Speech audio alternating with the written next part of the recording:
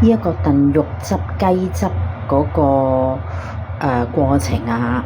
咁咧，你首先攞一個呢個大啲嘅碗，咁當然嗰個碗咧要係你擺得落燉嗰個器皿度啦。你可以揾啲高啲嘅，唔使咁闊嘅都得。只要咧呢個嘢可以吸落去，而同佢可以平排到嘅就得。因為你到時咧要冚一個碟係面嘅，咁裏邊咧我就等咗塊果皮啦，唔好等水，唔需要。咁但係如果你覺得可能個水分想多啲喎，因為你成嚿呢一個雞肉燉咗出嚟咧，其實係好少水，大約呢個半碗到嘅啫。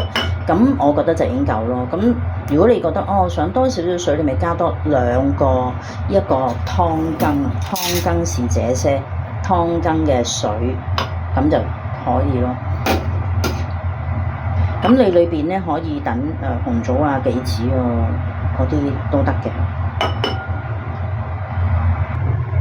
咁我咧嗰啲雞咧，我係切到我自己嘅習慣啦，就會切到即係比較薄啲咁樣咯。咁因為咧我容易咧放落去洗啊。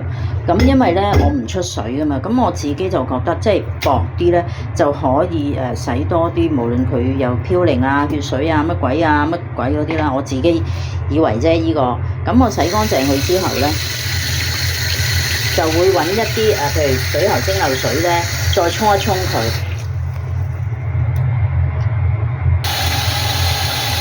咁而家我就洗完啦，咁我跟住揾啲蒸餾水咧沖一沖佢。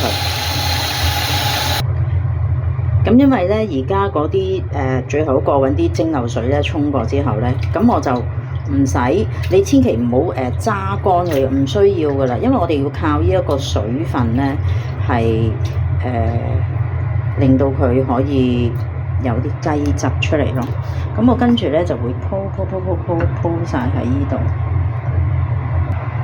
咁鋪完個樣咧就係咁噶啦。咁你可以當然即係我都會重疊嘅，係唔緊要，因為你都好薄嘅，咁一定可以燉得熟咯。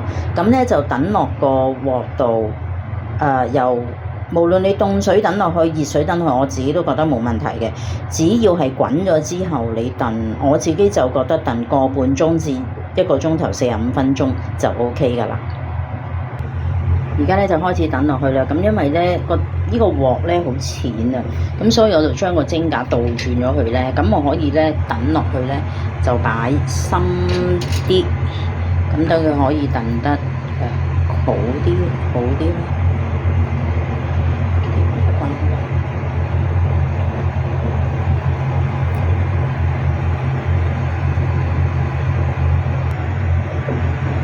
咁然之後咧，我就會用呢一個大過佢嘅碗咧冚一冚佢。咁咧就係咁啦，成個過程就係咁啦，就等個半鐘至1個鐘頭9個字啦。而家咧蒸完，我蒸咗1個鐘頭9個字，咁蒸完出嚟就係咁樣咯。咁咧然之後咧，我就會咁樣即係夾起晒呢啲咁樣咯。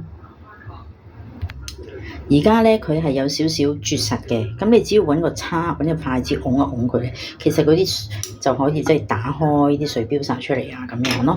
咁因為我其實已經清咗噶啦，不過拍段片俾你睇咗啫。咁如果你覺得咧佢係比較有啲嘌呤啊，同埋有啲蛋白族嘅咧，你就可以用呢啲咁嘅呢咧隔一隔佢嗰個咯，完成噶啦〜